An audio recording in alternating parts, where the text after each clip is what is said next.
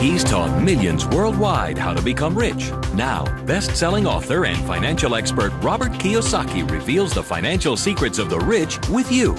See how Robert's simple formula for personal wealth can transform your life and put you on the path to true financial freedom. 60 Minutes to Getting Rich begins right now.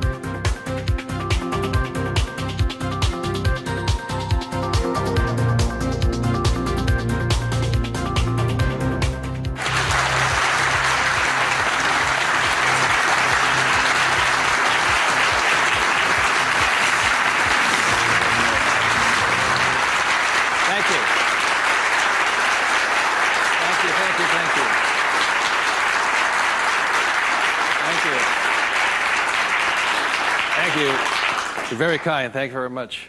First of all, thank you for coming here this morning. And some of you came from some great distances. I remember every time I do a talk, I'm always worried that people won't show up. And so my ego couldn't handle the blow. So thank you for showing up, and I'll do my best to be of some value or entertainment today. First of all, how many people have had the chance to read Rich Dad, Poor Dad? Good. Okay, thank you. For those who haven't had a chance to read the book, I'll give you a quick background on the story. Rich Dad, Poor Dad is a true story, and it's based upon my two dads. My real dad was the head of education for the state of Hawaii, a very smart man. He was the boss and things like that when I was in school. And my rich dad was my best friend's father. And my best friend's father was a man who didn't finish school. He dropped out of school at age 13. But ultimately became one of the richest men in the state of Hawaii. Self-made, did it on his own, and stuff like that.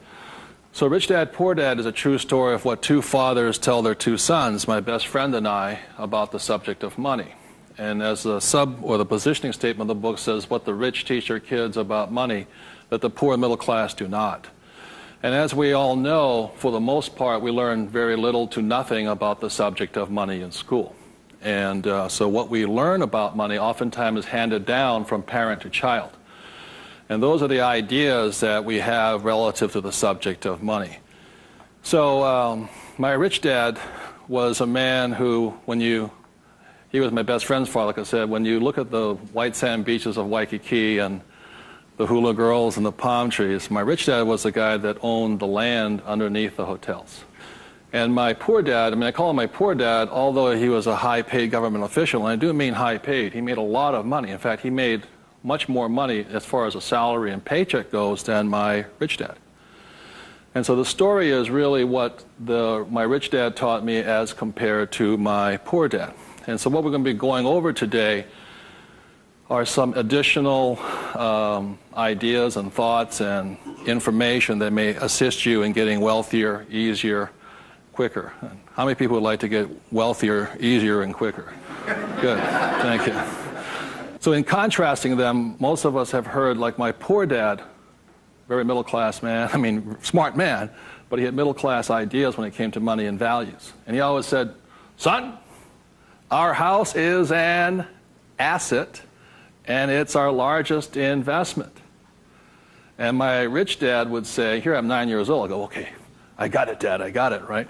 And then I would go over to my rich dad's house, and I would say, my dad just said, our house is an asset and our largest investment. And my rich dad would say, well, that's why your old man's not rich, is because your house is not an asset, and if it's your largest investment, you're in really big trouble. And that's when the contrast had started to hit me. And then my poor dad always said, do you think money grows on trees? And his favorite words were, I'd say, Dad, let's buy this. He goes, I can't afford it.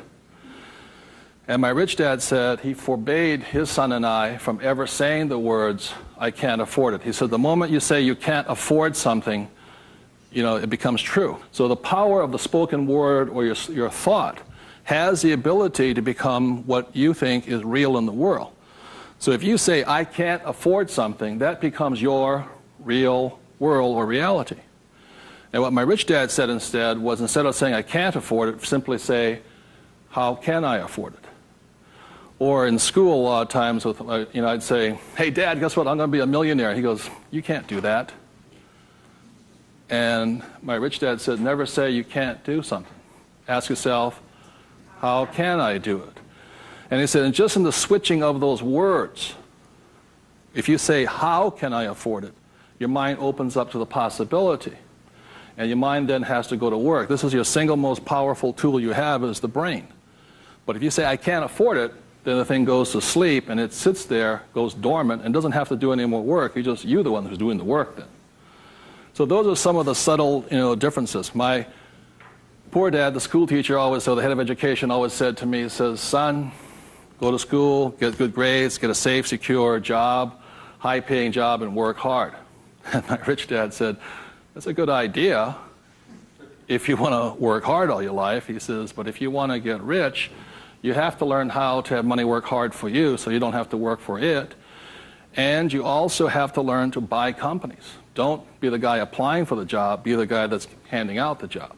But I want to give you something I rarely say to people, is that there was 3 main points that I think made a difference in my life. And point number 1 is that I realized very early on in life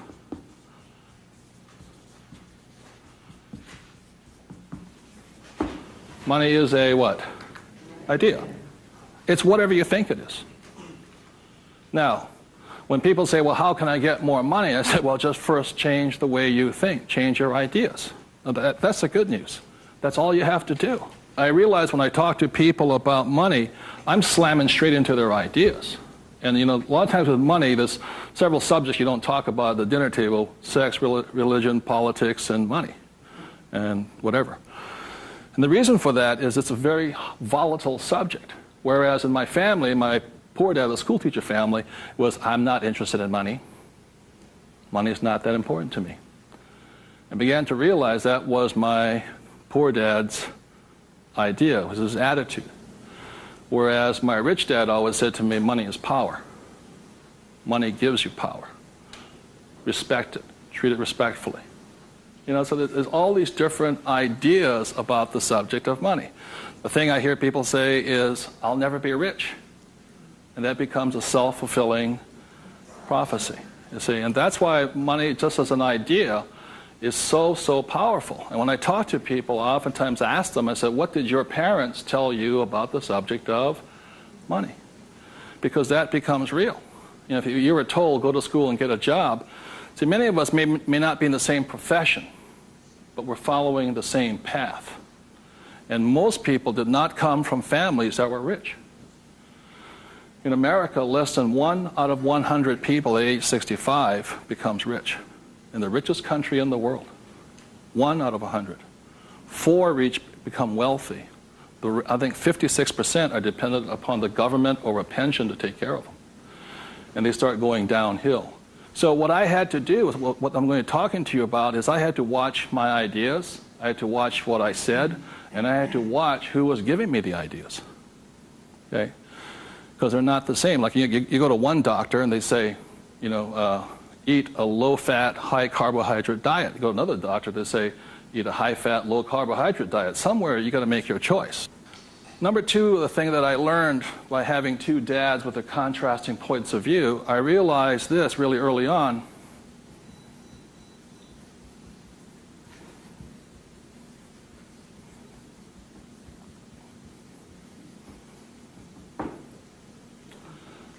I realized that money doesn't make you what? Rich. Because my poor dad made more money than my rich dad. So I think one of the biggest mistakes we've been going into is a lot of times people actually think if I win the lottery, then I'll be rich. Or if I go to Vegas or gamble or my luck changes, then I'll be rich. It has nothing to do with it. Money is a very powerful tool, as my rich dad used to say. If you use it well, it'll make you richer. If you abuse it, it'll make you poor.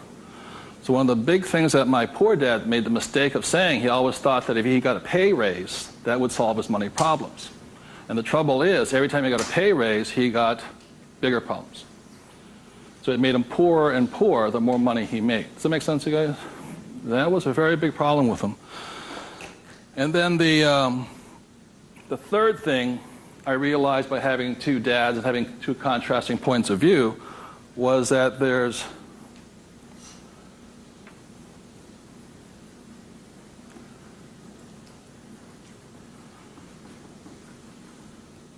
two kinds of money problems. One problem is not enough money. The other problem is too much money. And they're both problems. And the thing that I say to people is this, that, like I think most people think they're real special. I'm the only one with money problems. Well, the reality is everybody has money problems. Everybody. Every single person. Every company has money problems. Every country has money problems. Every government has money problems. Everybody has a money problem. What makes you rich or poor or middle class is how you challenge or handle the problem.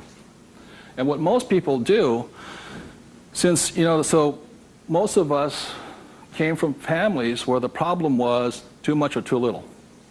Too little. And that becomes our idea. We think money is scarce, hard to get, work hard for it. Very popular idiom going around today suggesting that the way you get rich is cut up your credit cards. Oh, man. Live below your means. Those are poor people's mentalities. Save, go long term, buy mutual funds. And it's not a rich person's way of thinking. I love my credit cards. They make me happy.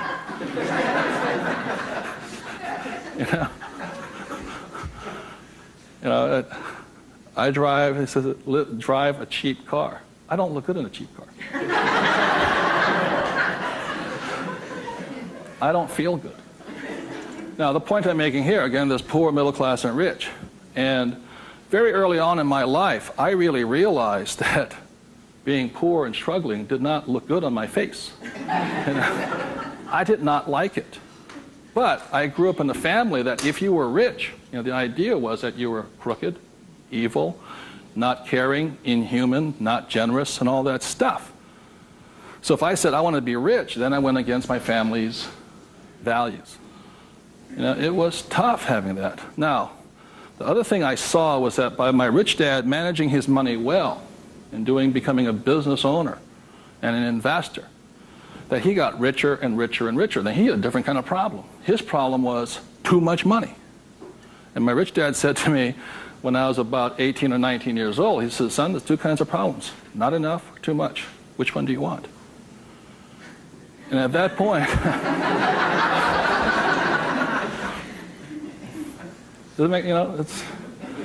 and so I made an obvious choice. I said, I like the one with too much. I want to have that problem. And it's a very big problem. So knowing these three different things, I could make different distinctions and different choices in my life. The big point I want to make today is that money comes down to fundamentally a choice. That's all it is.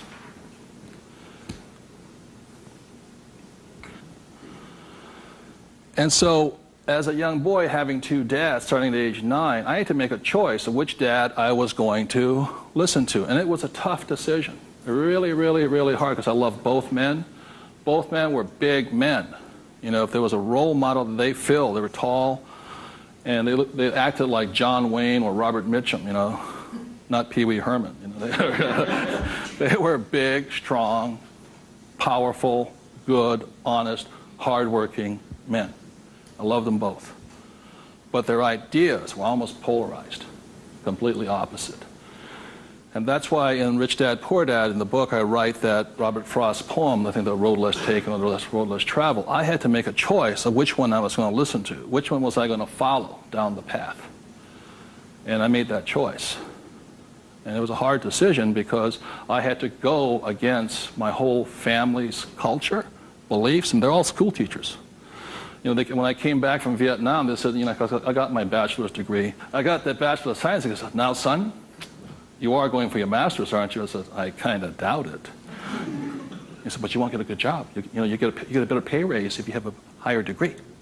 I said, I'm not going to get a job. And it's hard. You sit at the dinner table and there's no conversation, Well, you going to get your doctorates? I said, well, if I'm not going to get my master's, I don't think I'm going to get my doctorates. Yeah, but you get a better pay raise. They came from the government model that it was not what you did, it was how high, what your degree was that you got paid by. And that's their reality. It's not my reality. So I had to make a choice. And the thing I say to people is that in many ways I'm more like my poor dad. You know, when I retired in 1994, sold my company and all this, I was set for life. You know, I realized that I'd been too much like my rich dad, and that I wanted to run the second half of my life more like my poor dad, but I was going to teach people what my rich dad taught me. And that was a decision I made. But the thing is, it's a choice. And my propensity, my natural inclination, my genetic makeup, my mental makeup is more to be poor. I have to fight my natural inclination to go for job security, to play it safe, save money, invest for the long term, all that other rot my father believed in. The point I'm making here is this: every morning I get up, I still make the same choice. Every morning I get up, I make the choice. Do I make the choice to be poor, middle class, or rich? And we all have that choice. You know, we have to, as individuals, make that choice. By the end of my talk today, you'll find out how easy it is to become exceedingly wealthy. But it's just a choice. Okay? So my intention is to maybe shake some of your core values. You know, think about the way you think, change the way you think. You may want to make some new choices and things like this. That's my purpose. So what I'd like to ask you to do is you find a partner. I'll give you about 30 seconds, and you can just talk it over. You talk about what your parents taught you, what choices you had, but more importantly, talk about this subject here. It's just an idea. What were some of the ideas you got from your family? The idea that you think you work harder and make more money, will that make you rich? I don't think so. And there's only two kinds of money problems. Which one do you want? If you're sitting by yourself, break out a notebook and just write down some of your thoughts. Because really, it's just your ideas that cause you to be rich, poor, middle class. So we take about 30 seconds and discuss with the person next to you some of these ideas. Thank you.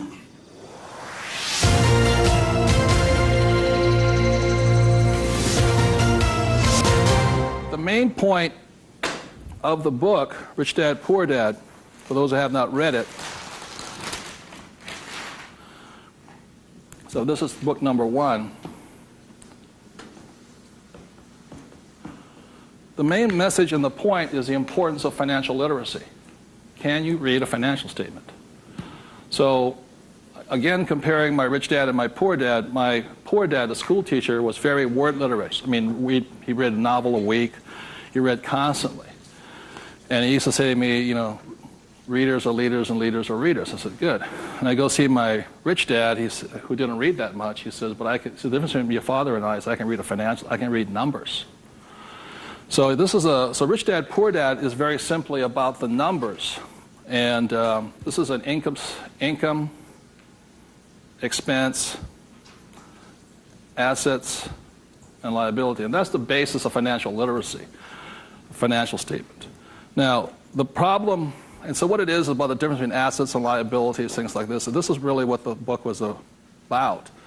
You know, the thing about asset, my father would say our house is an asset, and my rich dad would say it's not, because very simply assets, according to my rich dad, asset will put money in your pocket whether you work or not.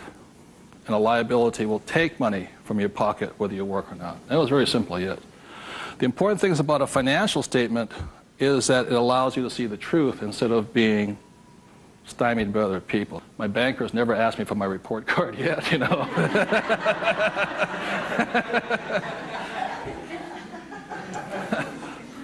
And what your banker asks for is your what? Financials. Because what a banker wants to see is your financial intelligence, not your academic intelligence. And both are important. Academic intelligence is important, you know, forever. But so is financial intelligence. So what my rich dad said, your financial statement is your report card once you leave school. And the problem is 99% of the people leave school and they don't have a clue what a financial statement is, much less what a checkbook is. You know, they know credit card, but they don't know much beyond that. And so they're easily swayed with the idea your house is an asset. And that's what gets them in trouble. They can't tell the difference between an asset and a hole in the ground. So that's a big problem there. Okay? And then book number 2, which is this one here, was the cash flow quadrant. Quadrant means 4. And the quadrant was the 4 people that make up the world of business. E stands for employee, S stands for self-employed, B stands for business owner, and I stands for investor. So my poor dad always said to me, son, go to school and get a job. So he was programming me to come here. But I kept saying, but I want to be rich. And my mother says, yeah, don't listen to your dad, My mother was a nurse. And she says, if you really want to be rich, you should become a doctor. They make a lot of money. So my mother was saying become, specialist, self-employed, or small business owner, independent. You hear people say, if you want to be successful, get a profession. Something you can fall back on. Become a plumber, electrician, attorney, accountant, something you can fall back on. Because these guys are the smart guys. These are the people that become doctors, lawyers, accountants, and they're really the brains of the class. My rich dad said to me, Robert, you make a lousy employee. You can't follow orders. You don't like sitting still. And you're not very smart. I said, right. He says, you'd be very good over here. He says, because these guys aren't that smart. And that's the truth. That's why some of the richest people on earth are over here, because they're not smart. But they know how to surround themselves with smart people. And that's one of the biggest differences. And the other part is the investor. And the investor uses a different mentality, different emotions. The investor wants their money to work for them.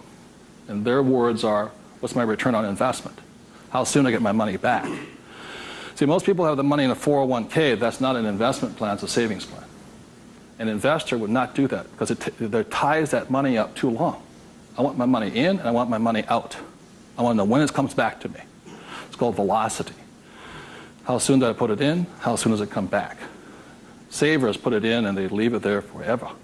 It's a different value system. My rich dad said, you always tell an employee by their words. They use the same words all the time. He said, an employee will always say, I'm looking for a safe, secure job with benefits. Always. My rich dad also said you can always tell a self-employed person because they'll say such things as, I'm going to charge you 6% commission, like a real estate salesperson, or $100 per hour, or I'm going to charge you for the job by this much. So they go, for these people, time is money. And the business owner, what they say, I'm looking for the smart people, best people, I'm looking for the best system. They don't, because they want to move on and start another business. They want to have multiple corporations. Very big difference. And an investor says, I want an ROI. Now, the theme song for the self-employed, the difference between the small business owner and the big business owner is very simply this. A big business owner, if they do the job right and build the company, they can leave. And when they come back, the company's doing better without them, more profitable because they have the right people running it. A self-employed or a small business owner, if they leave, the income goes where? Down. Or if they have employees, they just ferret out they just take everything, the thing falls apart. So that's the difference. And also the difference between an S and a B is the size of their ideas. Like a lot of times I meet people come up to me and say, I want to start a hamburger stand. One hamburger stand, Whereas the same guy named Ray Kroc comes and says, I'm going to build a hamburger stand all over the world. Difference in vision, idea, and leadership skills. They're very, very different people. And the reason they're different is because emotions. This person here values, it's fear, so they want security. Security drives them hard. So they're fearful. This person over here is lack of trust.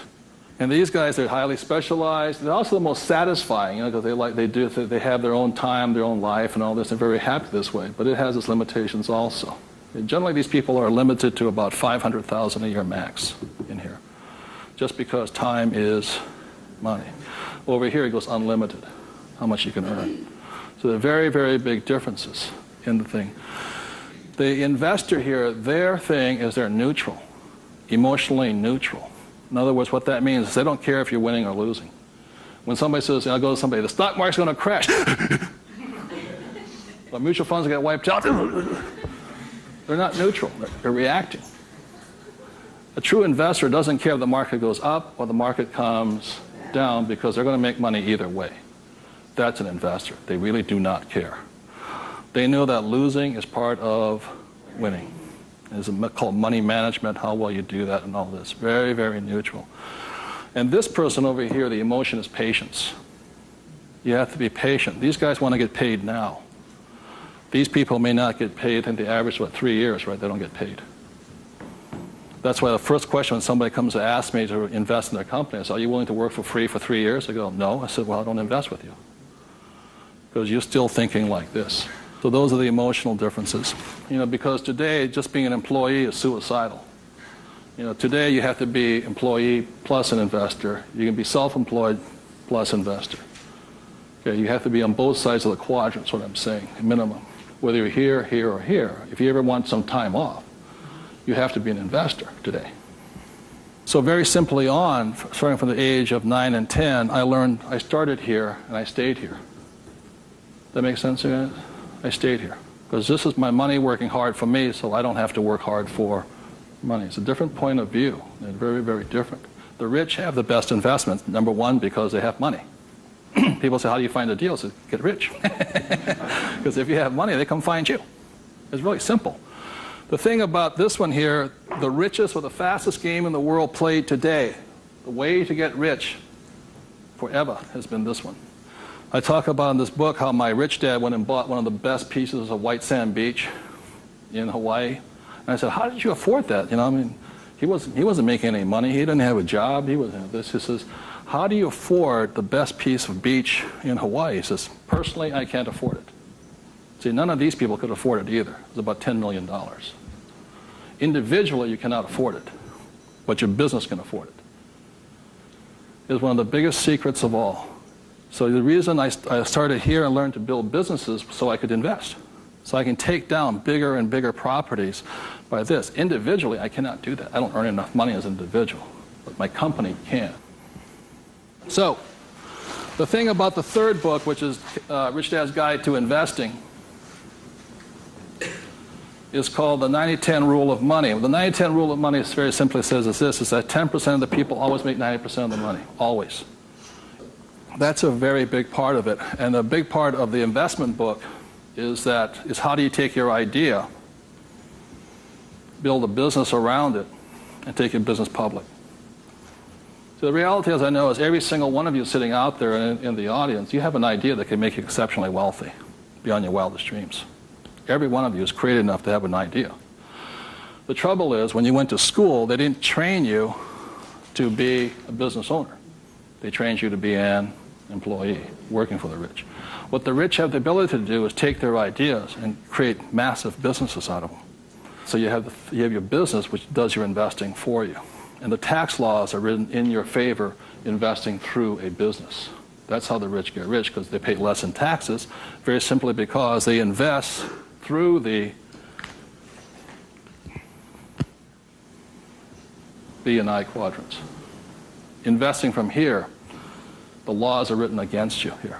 In America, 1943 was the Current Tax Payment Act, which made anybody who was an employee could not pay themselves first. Government gets paid first. If you get a pay raise, government gets a pay raise.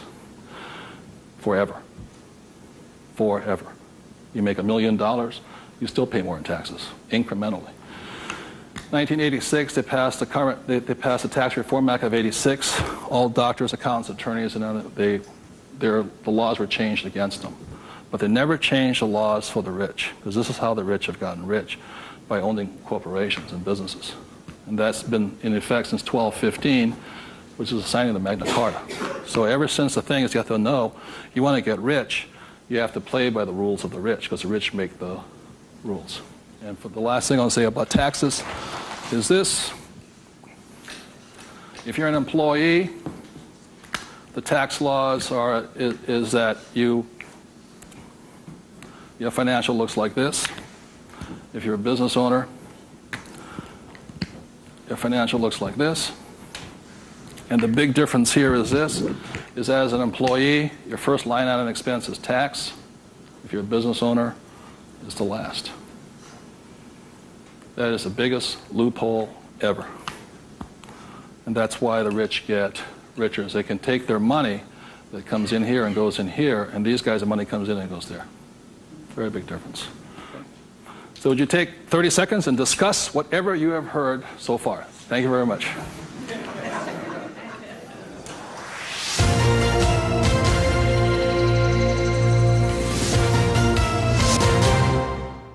One of of the ways I understand that money does not make you rich, when I was in my 20s, late 20s and early 30s, I became a millionaire.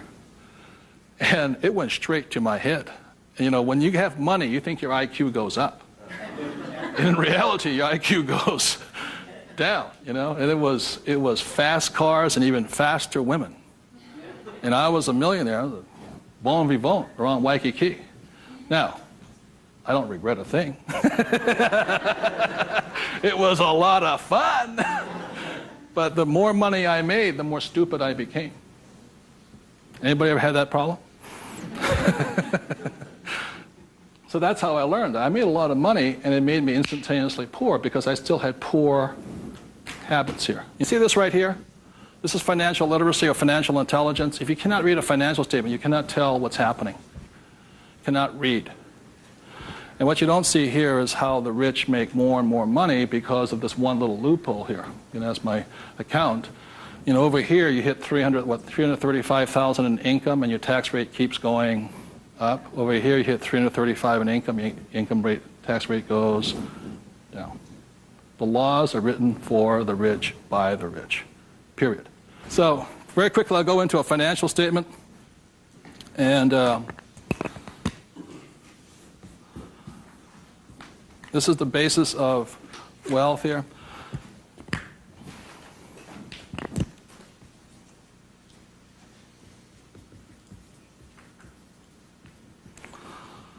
So what happens to most people is they say their house is an asset and all this. My rich dad said, your house is not, whether a house is an asset or not, has nothing to do with this thing here. It has to do with the most single important word in business, and that word is called,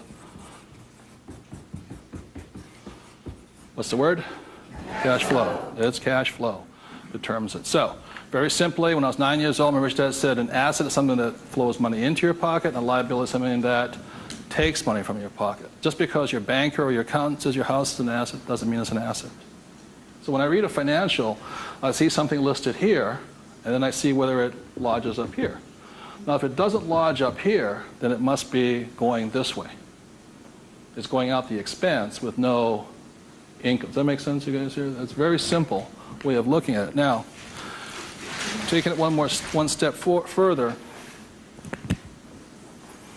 this is where the confusion sets in, is very simply because if you buy a house for, let's say, $100,000, and you get an $80,000 mortgage on it, you put $20,000 down, the problem is your house is listed both asset as well as liability, and that's where the confusion starts. It's listed in both sides, and that's the problem. So the thing here is this, and by the way, the word mortgage comes from the French word mortier, which means death. You know, so that means you're engaged until you're dead with the house, and it's staggering. So let's say you buy this little green house here. Okay. The way you know it's an asset or liability is, let's say I use it as a rental property, and after paying all taxes, you know, taxes, insurance, and expenses, and all this stuff, I make $100 a month. It shows up over here under income of $100 a month. Now, if let's say I have a tenant who trashes the place, doesn't pay me rent, takes me a year to evict the bugger, immediately that house becomes a what? Liability. So the house can be either asset or liability, but it's not because it's an asset or liability listed here. What determines if it's an asset or liability is income and expense. So what makes a person struggle financially is that what they do is they go out and buy a house, and they call it an asset. So you have a house mortgage over here. You buy a car, you call it an asset. You buy yourself a Gucci suit, that's called an asset. You get a gold watch, it's an asset, and all this. But they're really what? Liabilities. And so what happens is, I can tell if a person's rich or poor or middle class very simply by reading the financial. I can look at the financial and see this. If money's coming in and money's going out, this is the cash flow pattern of a poor person. It's not how much money you make. It's how you spend your money. I know a doctor here in Arizona, he makes over $500,000 a year. But he spends $525,000 a year. It comes in and it goes what? Oh, he thinks like a poor person. Okay. The average middle class person, because they have a job, and the bankers like people with jobs and all this, they get all this stuff. This is their cash flow pattern. They have huge long-term liabilities. They're illiquid. Okay? And this is the cash flow pattern of the great middle class who think they're rich. My rich dad said, it's just because you live in a big house, have a nice car, and wear nice clothes, doesn't mean you're rich. You could be broke, more poor than the poor person. So the difference for me was that I spent my life learning how to acquire assets. So I don't need a job. The object was never to work for money. It was to learn to acquire assets that put money in my pocket, either stocks, bonds, real estate, businesses. So this is the cash flow pattern of the rich. The way you find out how rich you are is this: let's say you're married, husband and wife. If the two of you stop working, what happens? See, if my wife and I stop, income still keeps coming, because it's not dependent upon us working. The average person, all their assets, they realize if they stop working, are really liabilities. As my rich dad said, assets feed you if you stop working, liabilities eat you. And the reason they can't stop working is because the liabilities eat them. So the definition of wealth is how long can you survive without working? And it's measured in days or years in time. So when I retired in '94, my wealth was infinite. In other words, I always had more than enough money coming in that was greater than my expenses. And that's a way of thinking. Would you please take 30 seconds to discuss that thing on cash flow? It's cash flow that determines if you're rich or poor, okay? Thank you.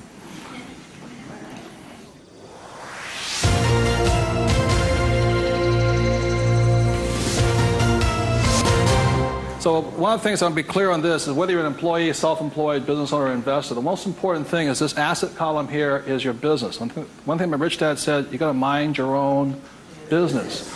You know, when you become an employee, you mind somebody else's business. You're self-employed, you're oftentimes helping somebody else's business. So regardless of where you are, this is your business here. Like I talk about a rich dad, poor dad, you know, somebody says, what profession are you in? What business are you? I'm a banker. So, well, what, you know, that's their profession. It's not their business. This is your business. And your business, you should be an investor.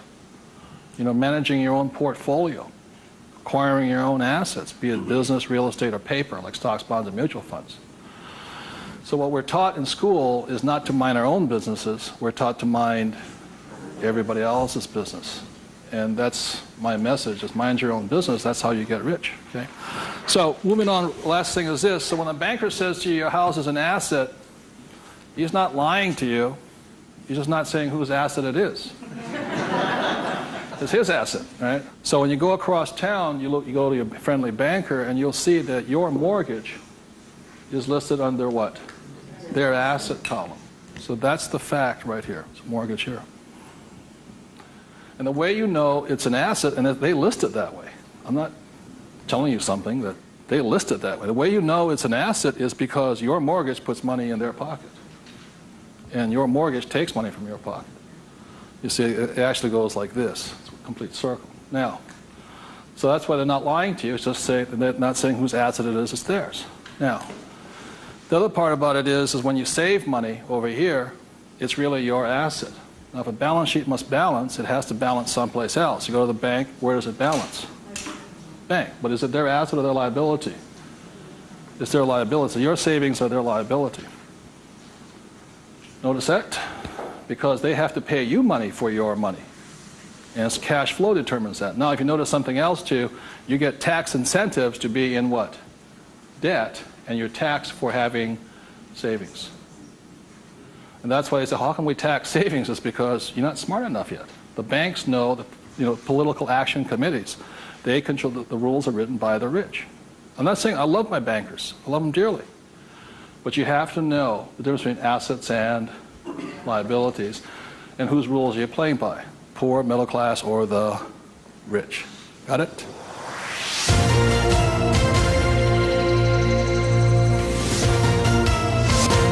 I'm going to talk about a subject that's getting nearer and dearer to many of my peers' hearts lately. And the subject is retirement, or the lack of the ability to retire. So I said the way I retired early has to do with the issue of this.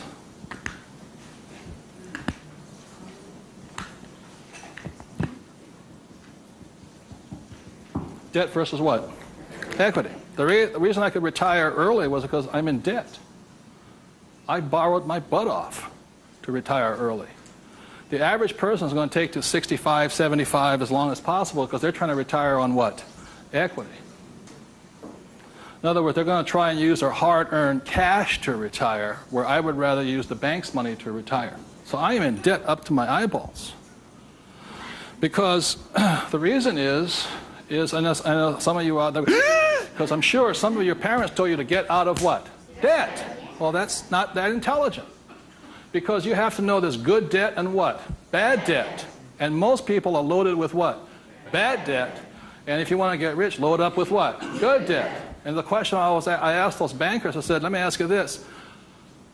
How long would it take you to save $1 million? I'll ask you guys, how long would it take you to save $1 million? A couple of years at least, right? Yeah.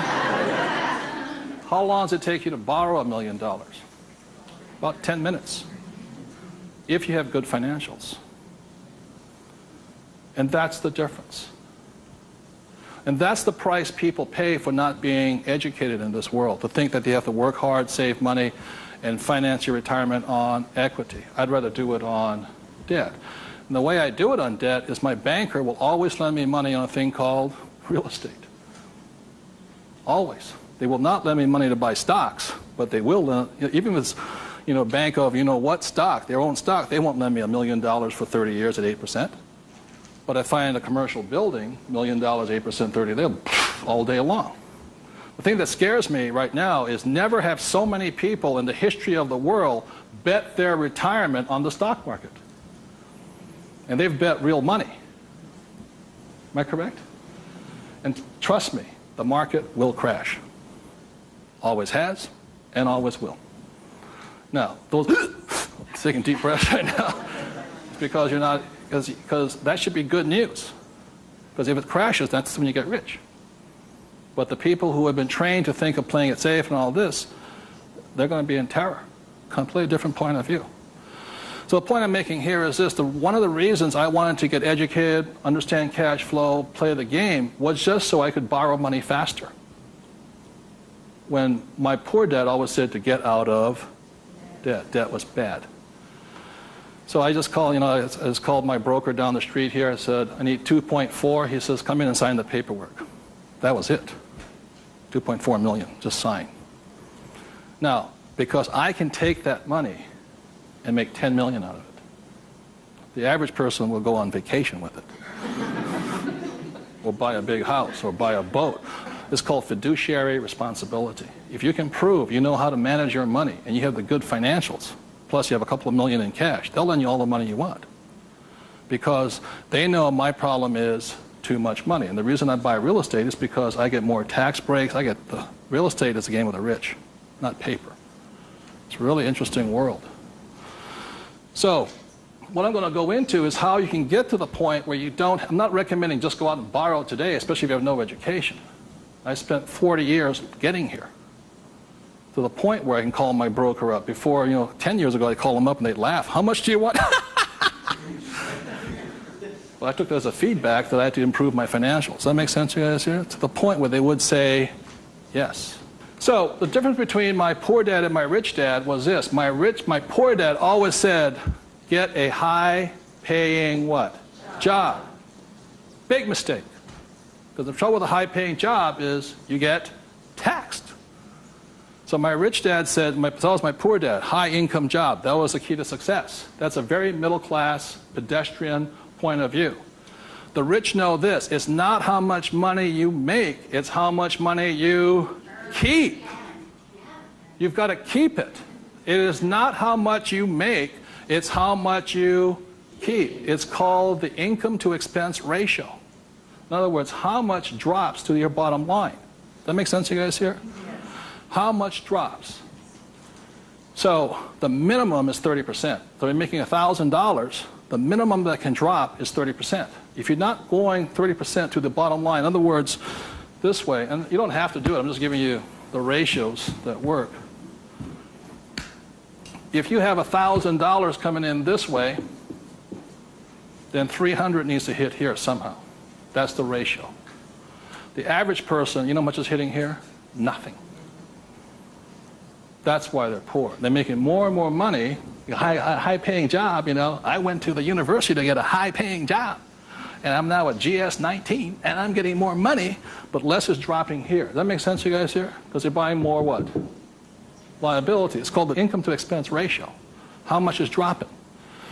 That's what counts. I listened to Sir John Templeton. He said when he first got married, for every 1,000 that came in, 500 hit here.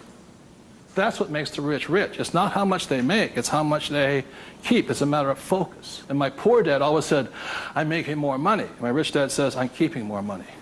Big difference, huge difference in long-term wealth. It's how much is hitting this here. So the thing I have is an exercise that'll prove that anybody can be rich. And when I was a little kid, my rich dad gave me one of these. He gave me 3 of these little things. They're called what? Piggy banks. So if you want to get rich, go out and buy 3 of them. Okay? 3 piggy banks. That's all it takes to train yourself to think to be rich. Now, for every piggy bank, so you have 1 piggy bank, 2 piggy banks, 3 piggy banks.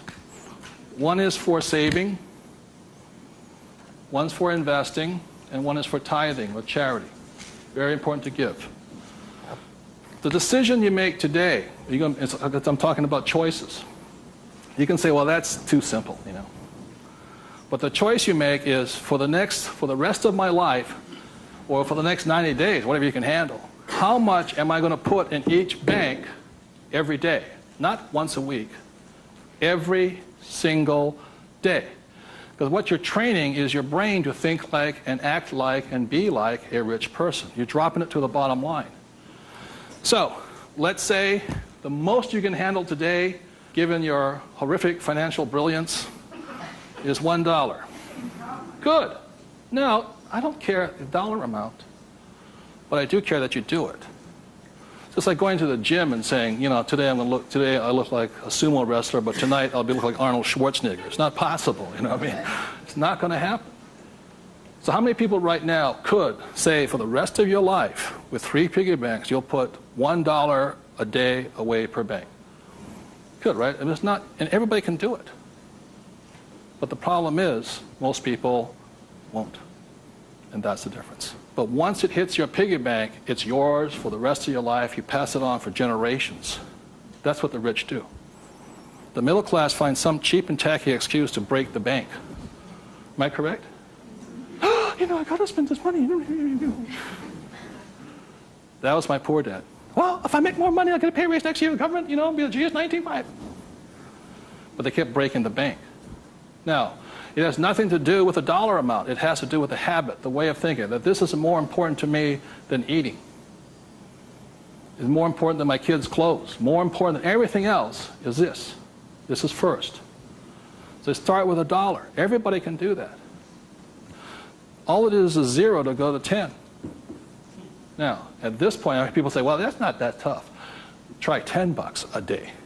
Then you see some heartbeats.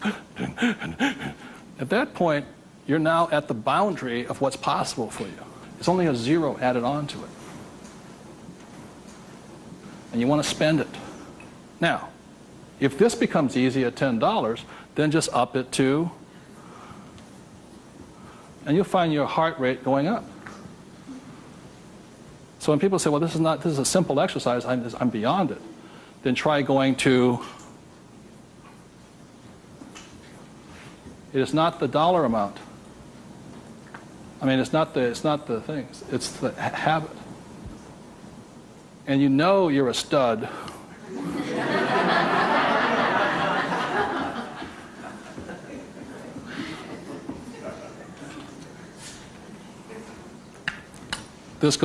This never spent.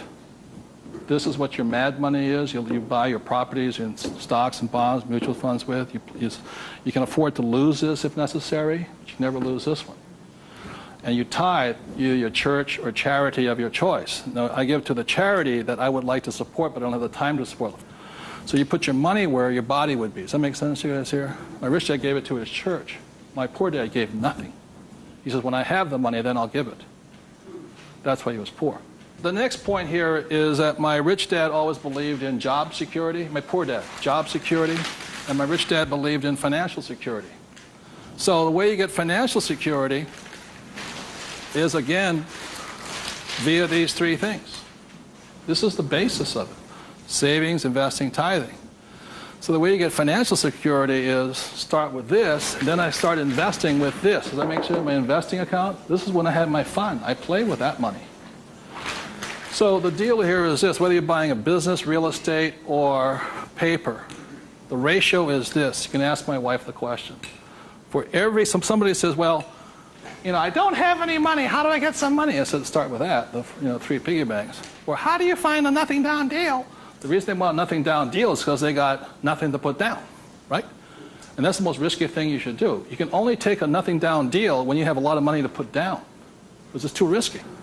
I can take a nothing down deal because I got the money to cover it in case it goes bad on me.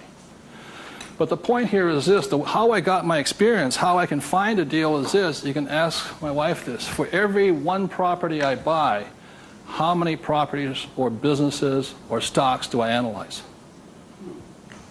100. That's the ratio.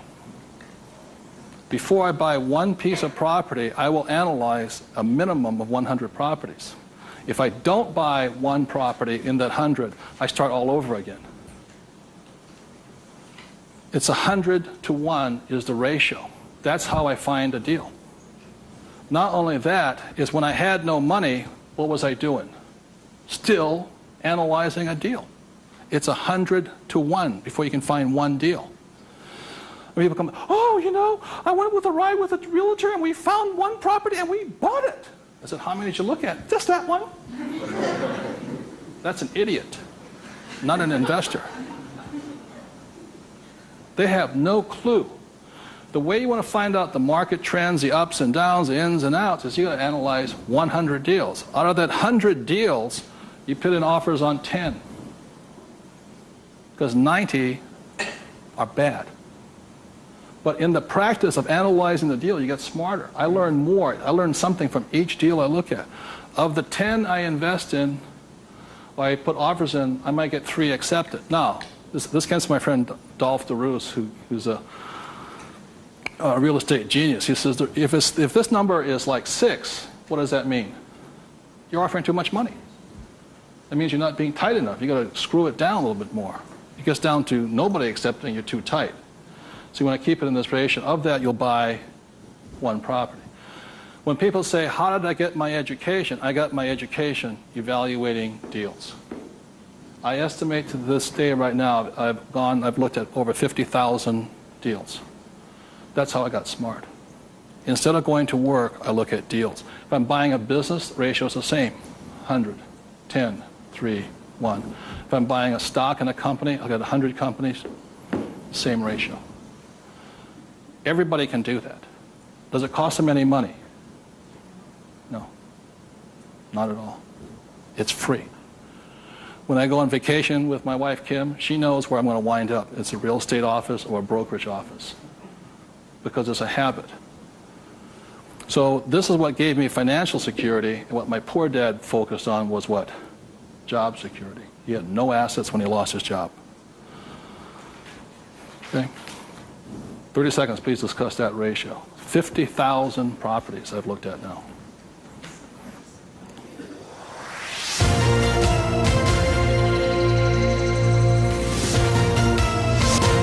I'm going to do one last thing that, in my experience, keeps most people poor or struggling financially. So you remember the 3 piggy banks? That gives you the money. Doing this, 100 deals. The reason I don't have a job is because it would interfere with me looking at deals. I don't want to do that. I'm looking at a deal constantly. That's the people that work with it constantly. That's all I'm doing is tracking down deals. It's a waste of time to work. I don't get rich. So that's the thing. The second part is most people don't have the time to spend the time to get rich. They're too busy working for the money. And the third part is most people say it's risky or it's fearful or they chicken out. They see a deal. Even if they see it, they back out. And I've seen so many people do it. And the reason for that is because if this is an iceberg, okay, most people, they say, I'm going to get the 3 piggy banks, I'm going to look at 100 deals, but it comes time to put the money, we call go hard on the dollar. Got to go hard. If this is your conscious mind, let's say, this is your what? Subconscious. Money, sex, politics, religion. This thing takes over. I have seen people go, hey, I might lose money, when the stock market crashes, and what if this is bad, and, I'm going to call my accountant, my attorney. This talks. I see them walk away from it. Well, I'll think about it. It doesn't cost you anything to buy a piece of property. Nothing. It costs nothing. It's called you put an option down on it. I sit there and say, well, you got $1 million? I said, here's a $20,000 check. Don't cash it for a week. I'll see you. I option it. Same as in the stock market. Option. I don't use the thing. It doesn't cost you any money to buy a piece of property. But people will talk themselves out of it. Instead of interacting, these guys are reacting. And it's really tough here in Arizona, or you don't know what it's like to be in New York. I'm going, it doesn't make any difference, because the problem is between your ears. Because the fears come up, they start talking. You can't talk to these people at that moment. They're like, and the reason is because of the magic word. What is it? Fear. And what happens to the average person, fear stands for false evidence appearing real. And what I mean by false evidence is that if this starts talking, they'll start gathering the evidence to make sure that it's real. Well, you know that most businesses fail. Let me show you the facts, and let me show you the stats. See, they're looking for all that false evidence. They'll validate, they'll justify it. They'll call their mother, their sister-in-law, their brother-in-law. Yeah, we agree with them. Am I right? Yeah. They'll make it real. It's not real. Like, I got crucified that said, that the 9 out of 10 businesses fail. I said, that's correct. Yeah. Most of them fail, but one makes it. I said, look, I failed twice. Twice I was part of the 9, but once I made it to the 10. The difference between you and me is you haven't failed at all yet. Yogi Berra once said the great thing about the National League is that if you strike out 7 out of 10 times, you're in the Hall of Fame. So the biggest mistake was by my poor dad, my rich dad. This did his thinking for him. He could give you all the reasons why you fail. When I failed, I felt terrible for about a year. It was horrifying. I lost millions of dollars. Self-esteem, I was homeless again, on the street and all this. But once I got that back, I was stronger. Then I failed the next time. A little bit, 6 months, depression. Third time I hit it. Difference is my poor dad said, you failed. My rich dad says, you haven't failed enough. There is a difference. And my rich dad also said, failure is part of success. People who avoid failure also avoid success. So your biggest expense is not what you spend. Your biggest expense is the money you're not making because you're afraid. So the thing that my rich dad taught me very early on, called fear.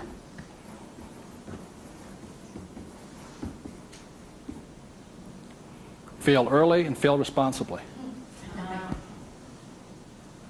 Look, if you know you're going to fail, do it now.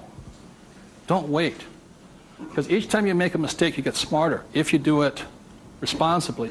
So the thing that I do is when I fail, I go, like I said to my investors a couple of 4 years ago, I said, I need to raise $3 million. The chances are we're going to fail. And if you can't handle the $50,000 shot, don't put your money in here. There's a good chance I'm going to fail on this one. So people left the room, and I got more money because I was forthright with them. I said, if I lose it, I'll tell you I lost it, and I'll tell you the next deal.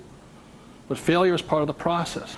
So the thing that I say to people is fail early, correct, but fail small. The first deal my wife and I did when we got back into real estate was a $45,000 deal, $6,000 down. If we failed, we would have got smarter than somebody who didn't fail at all. But we didn't. So we pushed the boundary, going bigger and bigger, hoping to fail. Well, everybody's avoiding failure. I'm hoping to fail because I'm going to get smarter. I open my mind up. I ask people for their advice. I synthesize the data and make my own decision. But I live and die. If I make a mistake, I own it. So I apologize. I blew it. I made a mistake. This is what I learned. Continue on. So I want to thank you all for being here. The thing I want to leave you most with is that every morning, as a 9-year-old boy, who was going to listen to? It was a choice, rich dad or poor dad. Every morning I get up and I still make that choice. Who am I going to listen to? And I hope you make your choices for yourself. Thank you very much.